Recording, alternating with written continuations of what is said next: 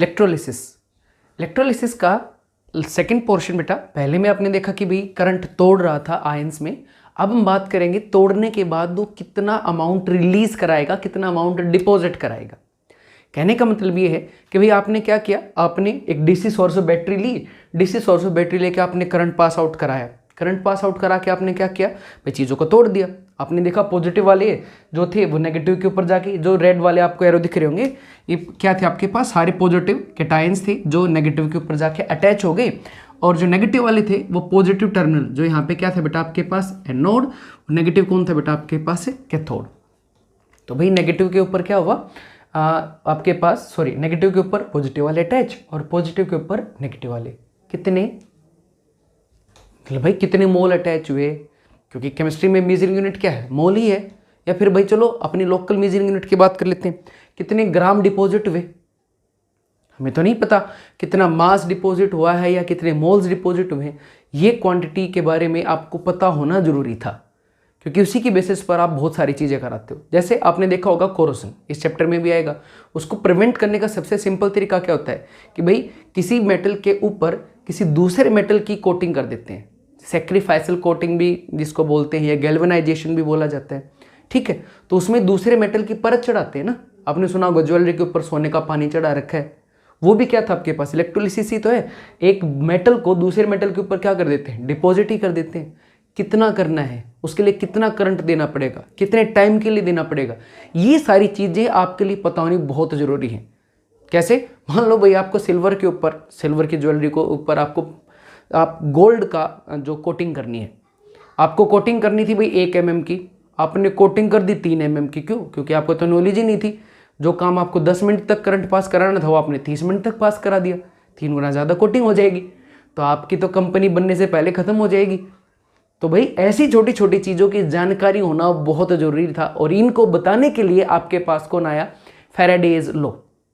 Faraday's law 2 थे आपके पास, जो आपके पास सिंपल फैराडे का फर्स्ट लॉ सिर्फ बताता है कितना अमाउंट डिपॉजिट होता है, और फैराडे का जो सेकंड लॉ है वो आपको इस चीज़ की जानकारी देता है कि जब एक से ज़्यादा सिस्टम पे एक साथ काम करा रहे हो तो आपके पास किस पे जाके कितना कितना मास आपके पास डिपॉजिट होता है।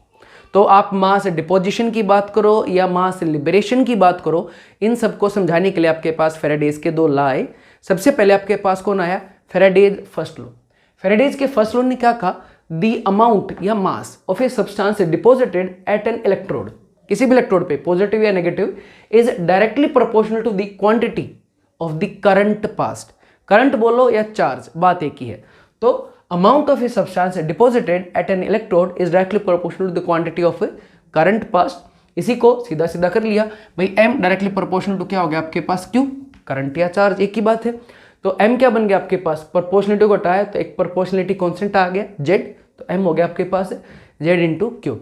अब फिजिक्स में इतना तो आप पढ़ के आए हो, सबको पता ही है क्यू किसके इक्वल होता है भाई, चार्ज किसके इक्वल होता है, करंट इंटू टाइम, IT।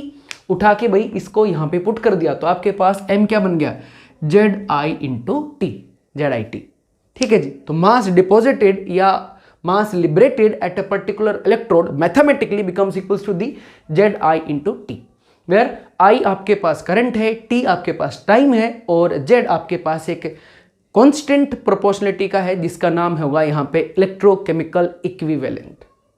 अब पहला क्वेश्चन 1 नंबर का यहीं से बनेगा, define Z, define electrochemical equivalent. तो आप उसको कैसे डिफाइन करेंगे Z की वैल्यू को, बड़ा सिंपल सा एक्सप्रेशन होगा, पहले भी कई बार बात हुआ है। जिसको एक्सप्लेन करना हो उसको सामने वाले के इक्वल पुट कर दो, और बाकी जो भी बच गया मोह माया जितनी भी बची उसको सारे को 1 बना दो, तो यहाँ पे हो जाएगा Z that is electrochemical equivalent is defined as the mass deposited when the quantity of charge passed is 1 coulomb, एक डेफिनेशन। दूसरा क्या हो सकता है, Z is defined as the mass deposited or liberated at an electrode when 1 ampere current is passed for 1 second। Simple था भाई आपके पास। तो Z की वैल्यू क्या बन गई, mass of a substance deposited, या क्या बन गया आपके पास time, sorry mass of substance deposited for 1 coulomb of charge, या mass of a substance deposited when 1 ampere current is passed for 1 second. तो ये था आपके पास first law of electrochemical, Faraday's का फर्स्ट। अब फर्स्ट लॉ के अंदर आपके पास एक इंपॉर्टेंट सा पॉइंट है जेड की वैल्यू होगी क्या, तो मैथमेटिकली जेड की वैल्यू होती है बेटा equivalent mass of a particular substance divided by 96500। 96500 क्या है, 1 फैराडे। ठीक है जी, तो basically the value of Z is 96500। किसको डिवाइड करेगा, ये इक्विवेलेंट मास को। इसकी यूनिट क्या होंगी भाई, सिंपल सी मास की यूनिट क्या होती है, ग्राम, और भाई चार्ज की यूनिट क्या होती है, कूलम, तो इसकी यूनिट्स क्या होंगी, ग्राम पर कूलम। ठीक है जी, अब इतनी सारी बात करें तो एक छोटा सा पॉइंट और, भाई इक्विवेलेंट मास कैसे निकलता है, तो इलेक्ट्रोकेमिस्ट्री में बार बार में आप change in oxidation state, electron का चेंज को ही बात करते हो, तो इक्विवेलेंट मास कितना होगा, molecular mass divided by number of electron change या फिर change in oxidation state. This is defined as the आपके इक्विवेलेंट मास। तो सिंपल सी बात है, मैथमेटिकली भाई आपको जेड की वैल्यू दे देता है किसी क्वेश्चन में, बहुत अच्छी बात है। नहीं देता है तो भाई आपके पास जो भी एलिमेंट है उसका मोलर मास आपको मोस्टली क्वेश्चनों में मिलता है। मोलर मास मिल गया, साथ में ये भी मिलता है कि भाई ये किस फॉर्म से किस फॉर्म में कन्वर्ट हुआ है, तो इलेक्ट्रॉन चेंज तो आप निकाल ही लोगे by finding the change in oxidation state. So you can easily calculate the value of Z which is equals to the equivalent mass by 96500। And 96500 फिर से बता रहा हूं इज 1 फैराडे, जिस पे अभी बात करेंगे। तो ये था फर्स्ट लॉ। अब भाई आपके पास अगर कई सारी सेल जुड़ी हुई हो तो भाई सेल जुड़ने के तरीके क्या हो सकते हैं, आइदर इन सीरीज और इन पैरेलल। यहां पर डिफाइन कर रखी सीरीज वाली सेल को और बता रखा है when 2 or more cells are connected in series means they having the same current। तो when 2 or more cells are connected in series having same current is passed through them, then the mass deposited at each electrode or as in each cell is directly proportional to their equivalent masses। यही है जी, हर एक जो भी आपने 2 या 2 से ज़्यादा cell ली उनको आपने सीरीज में कनेक्ट करके उनके अंदर से सेम चार्ज पास कराया, तो जो भी मास डिपॉजिटेड होंगे हर सेल के अंदर वो डायरेक्टली प्रोपोर्शनल होंगे उनके जो भी एलिमेंट थे उन एलिमेंट्स के इक्विवेलेंट मासेस के। दैट इज भाई पहले वाली सेल के अंदर भाई एलिमेंट 1 था जिसका इक्विवेलेंट मास था EQ1, दूसरे वाले के अंदर क्या था EQ2, तो ये क्या आ गया M1/M2 is equal to equivalent mass of 1 divided by equivalent mass of 2। I would suggest कि आप सेकंड लॉ को कभी भी ना रटे, कभी भी ना रटे। क्यों, समझाता हूं। फर्स्ट लॉ क्या था भाई M इज इक्वल टू आपके पास Z इंटू में Q, या फिर आप ऐसे लिख सकते हो Z into I into T। First law था बेटा जी, ये बिल्कुल था। तो मान लो आपकी फर्स्ट सेल के अंदर मास डिपॉजिट हुआ M1, जो किसके इक्वल हो जाएगा आपके पास Z इंटू में Q। भाई Z को आपके पास अलग कर लेते हैं, इसको Z1 बोल देते हैं, Q तो सेम रहेगा, ऐसे ही IT भी क्या रहेगा, सेम रहेगा, तो Z1 को Z अलग लिख देते क्योंकि Z आपके पास सबका सेम नहीं है, हर एक का अलग अलग वैल्यू आएगी। सिमिलरली सेकंड सेल है, सेकंड सेल में क्या बन जाएगा आपके पास Z2 इंटू में Q आ जाएगा। डिवाइडिंग 1/2 सीरीज है तो सेम चार्ज या सेम आपके पास करंट रहेगा ही रहेगा, तो आपके पास Q से Q कैंसिल आउट हो गया। तो यहाँ से आपके पास क्या बन गया बेटा जी, M1/M2 is equal to Z1/Z2। अब Z1/Z2 की वैल्यू तो आपको पता ही है, बिल्कुल पता है। इसकी वैल्यू क्या है, इक्विवेलेंट मास डिवाइडेड बाय 96500, और दूसरी वाली की वैल्यू क्या है बेटा आपके पास, equivalent mass divided by 96500। Cut गया जी, तो आपके पास क्या आ गया, M1/M2 is equal to E1/E2।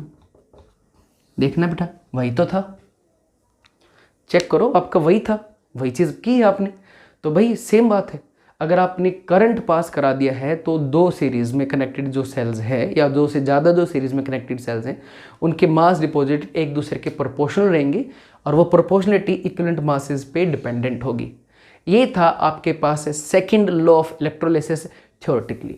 दोनों लॉ की स्टेटमेंट आप कॉपी कर लो, हो सकता है आपको इसकी ज़रूरत पड़ जाए। और अब हम बात करेंगे न्यूमेरिकल्स की, इससे न्यूमेरिकल्स कैसे आते हैं और उनको कैसे आपको सोल्व करना है।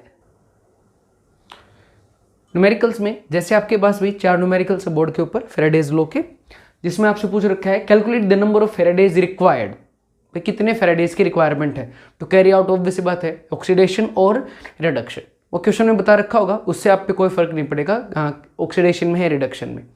तो मेन है क्वेश्चंस, देखो क्या क्या गिवन है। जैसे आपके पास पहले वाले में 1 mole of Na positive reduced to Na, ठीक है। सेकंड वाले में 2 mole of Mg2 positive reduced to Mg, ठीक है भाई। थर्ड वाले में 10 gram of Al3 positive reduced to Al। तीसरे वाले में क्या किया, 10 gram Al3 positive reduced to Al। Fourth वाले में 0.25 mole of Cu2 positive reduced to Cu। आपके पास फोर्थ वाले में क्या किया, 0.25 mole of Cu2 positive reduce किस में कर दिया, Cu में, ठीक है। और उसके बाद पांचवें वाले में भाई एक क्वेश्चन आप लिख लो, approximately 11,200 cc cubic centimetre of neon, ठीक है, या कोई भी मोनोटोमिक गैस बोल दी भाई आपके पास, कोई भी a positive gas at STP to A, एक सिंपल सा क्वेश्चन, ठीक है। तो 5 क्वेश्चन है भाई, इस सब में आपको बताना है कि कितने आपके फेराडेज की रिक्वायरमेंट होगी, ठीक है।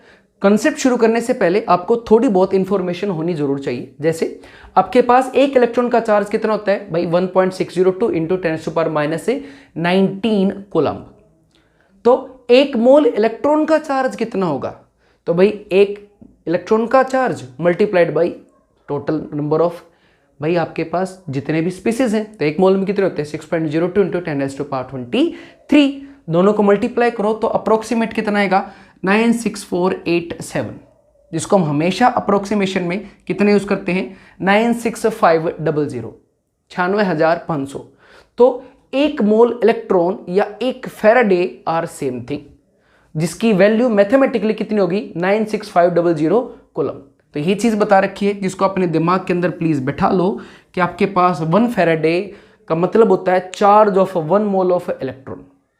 तो यहां पर कैलकुलेट नंबर ऑफ फेराडेज की बजाय वो लिख देता है calculate number of moles of electrons required या लिबरेटेड, तो भी बात सेम ही थी भाई। तो कंफ्यूज मत होना, कहीं क्वेश्चन वाला घुमा दे तुम भी घूम जाओ बेटा। क्या 1 faraday is equal to charge of 1 mole of electron, तो कैलकुलेट नंबर ऑफ फेराडेज, ऐसे तो क्वेश्चन बोर्ड पूछता ही है, लेकिन अगर गलती से बोर्ड ही पूछ रहे कैलकुलेट नंबर ऑफ इलेक्ट्रॉन्स या moles of electrons required for the following, तो भी आंसर इसी तरीके से आएंगे, क्योंकि जहां पे F लिखते हो F का मतलब ये है 1 मोल इलेक्ट्रॉन का चार्ज, ठीक है जी। चलो अब क्वेश्चन देखते हैं। क्वेश्चन करने से पहले बिल्कुल सिंपल सी प्रोसीजर्स आपको देखने हैं। पहला काम भाई बैलेंस रिएक्शन लिखनी है सारों में, जिसका जिस फॉर्म में रिडक्शन कराया है उसकी उसी फॉर्म में आपको बैलेंस्ड फॉर्म लिखनी पड़ेगी, ठीक है। तो सबसे पहला का right balanced equation and calculate the number of electron change पर एटम। हर एटम के हिसाब से ऑक्सीडेशन स्टेट में कितना चेंज आया आपको सबसे पहले वो लिखना है। जब आप ये लिख दोगे कि हर एटम के हिसाब से ऑक्सीडेशन स्टेट के अंदर चेंज कितना आया है, तो फिर आपको कैलकुलेट करना है कितने नंबर ऑफ मोल्स आपके पास गिवन है डाटा में। मोल्स गिवन है, मास गिवन है, वॉल्यूम गिवन है, वहां से आपको उस पर्टिकुलर सब्सटेंस के नंबर ऑफ मोल्स को फाइंड आउट करना है। जब आप नंबर ऑफ मोल्स को फाइंड आउट कर लाओगे तो तीसरी स्टेप में आपको क्या करना है, फर्स्ट और सेकंड, फर्स्ट वाली में आपके पास number of electron change N आया, second number of moles MOL आया, मोल की यूनिट भाई। तो थर्ड में क्या करोगे N इंटू मोल, यानी कि फर्स्ट इंटू में सेकंड जो आपके पास आई है उसको एक दूसरे से क्या कर दोगे मल्टीप्लाई, और उसकी यूनिट क्या होगी आपके पास फेराड, FARAD मतलब फेराडेज, ठीक है जी। और अगर आपके पास इसी क्वेश्चन में फेराड की बजाय या नंबर ऑफ मोल्स की बजाय चार्ज पूछे तो F जहां पे आपने लिखा है उसकी जगह पे आप 96500 से मल्टीप्लाई कर दोगे, क्वेश्चन खत्म, दैट्स इट। तो सबसे पहला काम बैलेंसिंग, दूसरा काम नंबर ऑफ मोल्स निकाल लो, अगर बता रखे नहीं है तो 3 में दोनों को मल्टीप्लाई कर दो and that is it. Balancing आप इलेक्ट्रोकेमिकल सेल से करते हुए आ रहे हो तो आपको दिक्कत नहीं आएगी जी। फिर भी देख लो, बिल्कुल सिंपल से क्वेश्चन है। जैसे 1 mole of Na positive to Na, तो पहले भाई बैलेंस रिएक्शन, Na पॉजिटिव को आपने कन्वर्ट किस में किया है जी, सर Na में कन्वर्ट किया है, तो कितने इलेक्ट्रॉन आपने लेने पड़े होंगे, +1 इलेक्ट्रॉन ले लिया जी। तो भाई एक एटम के लिए कितने इलेक्ट्रॉन की जरूरत पड़ी, 1 की। टोटल कितने हैं आपके पास, 1 मोल, तो एक एटम रिक्वायर कितना, 1 इलेक्ट्रॉन, तो 1 मोल रिक्वायर कितना, 1 मोल इलेक्ट्रॉन, कितना होगा भाई आपके पास 1 मोल इलेक्ट्रॉन। अभी बात हुई 1 मोल इलेक्ट्रॉन कितने होते हैं 1 फेराडे, है ना। तो इसके लिए आपको कितने की जरूरत पड़ी 1 मोल इलेक्ट्रॉन या फिर 1 फेराडे। अगर चार्ज की फॉर्म में पूछता तो आप क्या करते सर 1 से मल्टीप्लाई कर देते 96500 को, इतने सारे क्या बन जाते हैं इसके अंदर कूलम्स। हो जाएगा, बिल्कुल हो जाना चाहिए। अगले वाले पे चलते हैं, फिर से इजी दे दिया है 2 mole of Mg2 positive to Mg। पहला काम बैलेंस रिएक्शन, Mg2 पॉजिटिव की रिडक्शन कराई है आपने, किस चीज के अंदर कराई है Mg में। रिडक्शन कराए तो इलेक्ट्रॉन कितने दिए, चेंज इन ऑक्सीडेशन स्टेट जितने, 2 से कितने पे आ गया 0, तो 2 इलेक्ट्रॉन देने पड़े आपको। हाँ जी 2 दे दिए, कोई दिक्कत नहीं है। तो एक एटम के लिए कितने दिए भाई 2, तो 2 मोल के लिए कितने दोगे, ऑब्वियस सी बात है। एक एटम को कितने की जरूरत थी भाई 1 इलेक्ट्रॉन चार्ज की जरूरत थी, तो 2 मोल को कितने की जरूरत होगी भाई, तो सॉरी 1 को 2 इलेक्ट्रॉन की जरूरत थी, तो 2 मोल को कितनी की होगी 2 इंटू में 2 फेराडे। हो जाएगा जी, चार्ज में निकालना तो चार्ज में हो जाएगा। तीसरे में थोड़ा सा चेंज कर दिया बेटा जी, हल्का सा चेंज कर दिया, 10 ग्राम दे दिया। पहला काम वही करेंगे भाई, Al3 से किस में कन्वर्ट कर दिया भाई आपने, Al3 को कन्वर्ट किया सर आपने Al में। कितने इलेक्ट्रॉन देने पड़े सर 3 देने पड़े, दे दो 3 इलेक्ट्रॉन, दे दिए, कोई रिक्वायरमेंट कोई दिक्कत नहीं। लेकिन अब दूसरी स्टेप, ये नहीं पता आपको मोल कितने हैं, तो मोल कंसेप्ट तो आता ही है, बिल्कुल आता है। मोल कंसेप्ट क्या होता है भाई आपके पास, mole is equal to given mass by molar mass होता है ना बेटा, is equal to number of species, क्या बेटा number of species divided by Avogadro number, या फिर volume of species at STP standard temperature and pressure divided by 22400 litre. ठीक है जी, 22400 लीटर, लीटर कह लो या इसको क्यूबिक सेंटीमीटर कह लो, सीसी एक ही बात होती है, 1 litre is equal to 1 cubic centimetre. बस हो गया जी आपके पास, यहीं से आपके पास शुरुआत हो जाएगी चीज़ों के लिए। सॉरी ये लीटर लिख दिया मैंने, ml आएगा भाई, 22.4 तो लीटर होता है, ये ml आएगा सॉरी, और 1 ml होता है 1 क्यूबिक सेंटीमीटर के बराबर। सॉरी, रियली वेरी सॉरी बेटा, जल्दी में गलत बोल गया। तो लो जी, हो गया आपके सामने कंसेप्ट है, आराम से सोल्व करो। अब की बार मास गिवन है ना, कोई दिक्कत नहीं, मास को देख लेंगे। कितना मास है भाई 10 ग्राम, मोलर मास एल्यूमिनियम का हमें पता है कितना 27 ग्राम, तो मोल्स कितने आ गए 10/27। तो सोल्व कर लो। एक एटम को कितने की जरूरत थी, एक एटम को जरूरत थी 3 इलेक्ट्रॉन की, तो 10/27 मोल्स को कितने की जरूरत होगी भाई, मल्टीप्लाइड बाई 10/27 कर लो जी। 3 आपके पास 9 जा, तो आ जाएगा 1.1 मोल इलेक्ट्रॉन, या फिर 1.1 फेराडे, या फिर 1.1 इंटू 96500 कूलम। अब ये देख लो आप क्वेश्चन किस फॉर्म में आपसे डाटा मांग रहा है, उसी फॉर्म में आप क्वेश्चन वाले को डाटा पकड़ा दो, हो जाएगा ना जी। तो इस टाइप के क्वेश्चन आप कर सकते हो, एक बार नोट डाउन कर लो आपको जरूरत हो तो। अगली टाइप के क्वेश्चन में देखो बेटा, फिर से सेम ही स्टेटमेंट है ऑलमोस्ट, थोड़ा सा चेंज कर दिया ताकि आपको प्रैक्टिस हो जाए। Calculate number of Faraday's required, या फिर calculate number of moles of electron required for the following.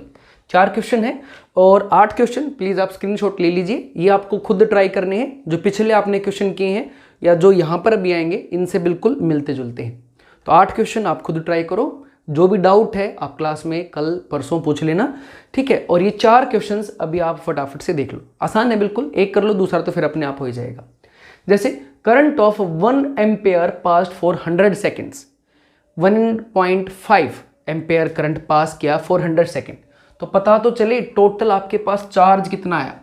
Total charge कितना होता है भाई Q, जो किसके को लोगे बेटा I इंटू टी के, जो कितना हो जाएगा आपके पास 1.5 इंटू में 100, that is becomes equals to 1500 coulomb. अब हमें पता है क्या 1 मोल इलेक्ट्रॉन कितने होते हैं 96500, सबको पता है बेटा 1 मोल इलेक्ट्रॉन कितना होता है बेटा आपके पास है 96500, और ये कितनी कूलम है 500 कूलम। तो आपको यहीं से ना साफ पता चल गया कि भाई इसके अंदर number of moles of electrons कितने होंगे, number of moles of electron होंगे भाई आपके पास Q डिवाइडेड बाई 1 फेराडे। ये यहाँ से आता है भाई सीधा क्या, 1 mole electron, 1 mole electron is equal to 96500 coulomb. अब कूलम आपको गिवन है 1500, 1500 में कितने होंगे, तो साफ है भाई 96,500 में कितने होते हैं, 1 मोल, तो 1 में कितने होंगे भाई, ऐसे स्टोकियोमेट्री आप कर लोगे, है ना, स्टोकियोमेट्री से सीधा आ जाएगा 96500 is equal to 1 mole electron. तो भाई आपके पास 1 कूलम इज इक्वल टू, उल्टा करके कर लो, आराम से हो जाएगा आपके पास, है ना, करा देता हूँ, लो देख लो, कोई दिक्कत नहीं, डायरेक्ट ना करो भाई। By definition 96500 coulomb is equal to 1 mole electron, ठीक है। तो 1 कूलम विल बी 1 अपॉन में 96500। अब कितने कूलम गिवन है क्वेश्चन के अंदर, 1500, तो 1500 is equal to 1 upon 96500 into में 1500, 15 बाई 96500 हो जाएगा, नहीं हो जाएगा, सिंपल था बिल्कुल। ऐसे अगला देखो, अगले में थोड़ा सा क्वेश्चन बनाने वाले ने आपको टाइम के साथ खेलने की कोशिश की है, उसने सेकंड के जब की बार आवर्स दे दिए ताकि आप फटाफट सोल्व करो। 2 × 2 4 एम्पेयर, तो 2 × 2 4 आपके पास कूलम, गड़बड़ कर दो, नहीं बेटा 2 आवर्स, 2 आवर्स, लेकिन ऐसा यूनिट टाइम की हमेशा क्या लेके चलनी है, डेफिनेशन में भी I × T किया जब क्या किया था, पर सेकंड, तो आवर्स को सेकंड में कन्वर्ट करो, तो टोटल आपके पास जो चार्ज होगा वो कितना होगा, I × में T, and that is equals to 2 ampere I, और टाइम कितना हो जाएगा 2 आवर्स इंटू में 3600 सेकेंड्स, अप्रोक्सीमेटली कितना होगा आपके पास 2 मल्टीप्लाइड बाई 7200, इतने कूलम आपके पास यहाँ पे चार्ज है। अब इसके अंदर कितने मोल ऑफ इलेक्ट्रॉन है वो उसी तरीके से निकाल लोगे, जो अभी आपने क्या था, ये जो भी चार्ज आएगा इसको कितने से डिवाइड कर दोगे बेटा, 96500। यूनिटरी मेथड से किया आपके पास, करके दिखाया भी है, होपफुली आप कर लोगे आराम से। अगला तो और भी आसान है, अगले दो तो ज़्यादा आसान है। यहाँ पे तो आपने चार्ज निकालना तो था, यहाँ पे चार्ज निकालना भी नहीं है, सीधा आपको कूलम दे रखे हैं, तो नंबर ऑफ मोल्स कितने आएंगे, 8950 डिवाइडेड बाई 96500, क्यों, सीधा यूनिटरी मेथड है भाई, क्या 96500 coulomb is equal to 1 mole electron, 1 coulomb is equal to 1 by 96500, और कितने हैं भाई 8950, डायरेक्ट दे दिया तो मल्टीप्लाइड बाई 8950, बिल्कुल सिंपल है। तो वही टेक्निक अपनाई, सीधा क्वेश्चन कर दिया, काम खत्म। अब इसी टेक्निक को यूज़ करके आप इन सारे क्वेश्चनों को करो, सभी में मोल्स दे रखे हैं, सिर्फ लास्ट 2 के अंदर मासेस दे रखे हैं, मासेस से आप मोल्स निकाल लोगे, बिल्कुल सिंपल है, पर एटम के हिसाब से निकालना, क्वेश्चन कभी भी गलत नहीं हो सकता। तो इन क्वेश्चनों को करके देखना, क्वेश्चन करने के बाद मैं आपको इनके क्लास के अंदर और आपके पास डिस्क्रिप्शन के अंदर इनके आंसर मिल जाएंगे, ठीक है। तो आपके पास 8 क्वेश्चन और हो गए। अब इसी टाइप के सिंपल से क्वेश्चन जो बोर्ड देता है उनकी ओर बात कर लेते हैं और इस टॉपिक को खत्म करते हैं। तो अब देखिए बेटा, इस कंसेप्ट के लास्ट टाइप के क्वेश्चंस, जैसे आपके पास पहला वाला क्वेश्चन देखो, 1 mole of copper sulphate is electrolysed for 10 minutes with 1.5 ampere current, calculate the mass of copper deposited, कितने ग्राम कॉपर का मास डिपॉजिट होगा। सेकेंड क्वेश्चन देखो, calculate time required to deposit, पहले वाले में आपके पास मास पूछ लिया, सब कुछ दे दिया, ठीक है। दूसरे वाले में आपसे टाइम पूछ रहा है, बता रहा है कि 1 ग्राम डिपॉजिट हो गया है when 1.25 ampere current is phloem through the circuit, ठीक है जी। अब की बार पूछ रहा है कि बताओ कितना सारा आपके पास टाइम की रिक्वायरमेंट होगी इतने ग्राम मास को डिपॉजिट करने के लिए। तीसरे वाला थोड़ा सा घुमा रहा है क्वेश्चन, कह रहा है in an electrolysis of acidulated water, क्योंकि पता है प्योर वाटर तो आपके पास इंसुलेटर है, पानी को आपके पास टूटना ही नहीं है। दूसरे में, इसमें तीसरे वाले में कह रहा है, तो जब उसके अंदर से इलेक्ट्रोलिसिस कराया एसिडिक पानी का, तो H2 गैस इज ऑब्टेन, किस अमाउंट से निकली, 1 क्यूबिक सेंटीमीटर यानी कि 1 ml पर second at STP standard temperature and pressure, calculate the current required for this. अब की बार फिर से आपसे क्या पूछ रहा है, I पूछ रहा है, तो एक में M पूछ रहा था, दूसरे में T पूछ रहा है और तीसरे में I। फार्मूले में ही है M = ZIT। तो पहले वाले क्वेश्चन और दूसरे वाले क्वेश्चन काफ़ी आसान है, तीसरे वाला क्वेश्चन थोड़ा सा सोचने का है, इसको आप 2 मेथडों से आराम से शांति से कर सकते हो। वही काम जो हमेशा से करते हैं, पहला काम आप रिएक्शन को बैलेंस करके लिखो। कैसे भाई, आपके पास इसमें क्या हो रहा है, एसिडुलेटेड वाटर का इलेक्ट्रोलिसिस हो रहा है, H2 गैस मिल रही है, तो भाई वाटर एसिडुलेटेड है, मतलब उसके अंदर ऑब्वियस सी बात है पहले क्या था, H पॉजिटिव था, तो H पॉजिटिव का रिडक्शन किया, क्या बनेगी H2। अब ये तो भाई एक एटम के लिए है, यहाँ पे बने 2, रिएक्शन का बैलेंस करोगे तो इसको क्या कर दोगे 2, तो पर एटम के हिसाब से इलेक्ट्रॉन भी कितने हो जाएंगे 2। अरे H पॉजिटिव 1 से 0 गया था तो इलेक्ट्रॉन की रिक्वायरमेंट कितने की थी 1 की। ये क्या था हाइड्रोजन आपके पास 1/2 था। अब इसको प्रॉपर करोगे तो पूरी रिएक्शन को कितने से मल्टीप्लाई करना पड़ेगा 2 से, तो 2 से मल्टीप्लाई कर दिया बेटा आपने, तो क्या बन गया 2H positive plus 2 electron gives you H2। पता चल गया। अब भाई आपके पास एक मोल के अंदर 22,400 लीटर होते हैं, सबको पता है। तो पहले आपके पास ये निकाल लो कि number of moles of hydrogen हैं कितने आपके पास सॉल्यूशन के अंदर हर सेकंड। तो पता चल गया number of moles of hydrogen equal to given volume divided by 22400 ml। Given volume कितना था 1 cc यानी कि 1 ml डिवाइडेड बाय 22400। तो अब सिंपल से क्वेश्चन पे आते हैं। एक मोल हाइड्रोजन को, ये रही भाई एक मोल, कितने मोल इलेक्ट्रॉन की जरूरत पड़ेगी 2 मोल इलेक्ट्रॉन की। ऑब्वियस सी बात है, एक को कितने की जरूरत पड़ेगी, एक मोल को 2 मोल इलेक्ट्रॉन। 2 मोल इलेक्ट्रॉन मतलब 2 फेराडे, कई क्वेश्चन कर चुके अब तो एक मोल रिक्वायर्ड 2 फेराडे। तो 1/22400 इतने मोल गिवन है, रिक्वायर 2 × 1/2240 और फेराडे की वैल्यू पुट कर दी, आंसर आ जाएगा 8.6 कूलम्ब।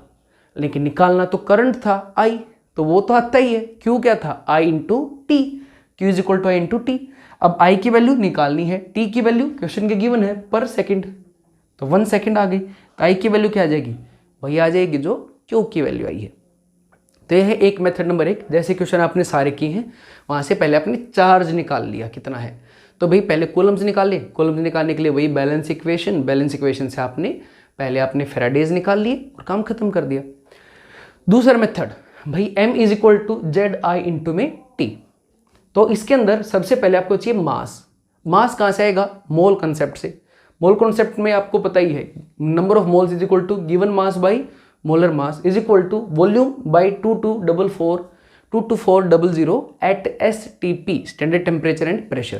तो इस वाली इक्वेशन को यूज किया मोल कॉन्सेप्ट के अंदर से। मोल कॉन्सेप्ट आपके पास फाउंडेशन लेक्चर्स के अंदर ऑलरेडी है, टेंशन नहीं लेना, वहां से देख सकते हो अगर अभी भी किसी को डाउट है तो x/2 = 1/22400 2 सोल्व कर लिया ना भाई, 2 इधर चला गया तो क्या आ गया 2/22400।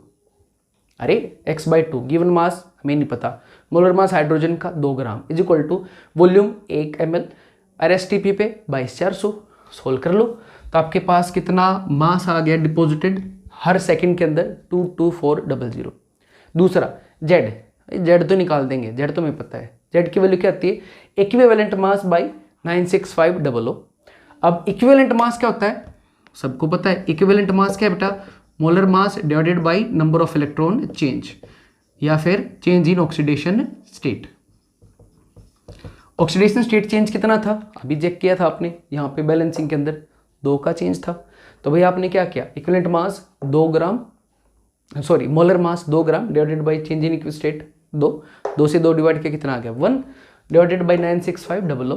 तो ये आंसर कितना आ गया 1/96500। बस उठा के पुट कर दिया तो मास वहाँ से निकल ही गया था 2/22400 divided by = Z 1/9600 multiplied by I multiplied by T। Solve कर लो सेम आंसर आएगा जी, डिट्टो सेम आंसर आएगा, बिल्कुल सिंपल सा। अब अगर ये क्वेश्चन अगर आपको समझ में आ गया हो तो अब आप अगले 2 क्वेश्चन तो बच्चों की तरह आराम से कर ही सकते हो। कैसे, पहले वाले में कॉपर था, कॉपर 2 पॉजिटिव का इलेक्ट्रोलाइसिस करा के कॉपर में लेके गया है, तो Cu2 पॉजिटिव से कहाँ ले गया Cu में। तो चेंज इन ऑक्सीडेशन स्टेट साफ दिख रहा है कितने की पर एटम के हिसाब से 2। इक्विवेलेंट मास निकालने के काम आएगी जी। तो M = सीधा फार्मूला है Z × I × T। M पूछ रहा है कोई नहीं बता देंगे। Z की वैल्यू क्या आती है equivalent mass divided by 96500। I की वैल्यू कितनी है भाई 1.5 एम्पियर। टाइम की वैल्यू कितनी है 10 मिनट, तो 10 × 60 सेकंड में कन्वर्ट कर दिया अभी मिनट को। अब इक्विवेलेंट मास की वैल्यू पुट कर दो भाई, कितनी आएगी आपके पास equivalent mass molar mass, copper का मोलर मास 63.5 याद होना चाहिए, वैसे क्वेश्चन के अंदर मिलेगा, डिवाइडेड बाई इक्विवेलेंट मास के लिए ऑक्सीडेशन स्टेट से चेंज से डिवाइड करना पड़ेगा, डिवाइडेड बाई 2 इंटू में 96500 इंटू में 1.5 इंटू में 600। सोल्व कर लेना जी, आंसर आ जाएगा। ठीक है जी। तो सोल्व करोगे तो इसका आंसर आ जाएगा, कैलकुलेशन कर लोगे, आसान सा है। अगला भी सेम ऐसा ही है।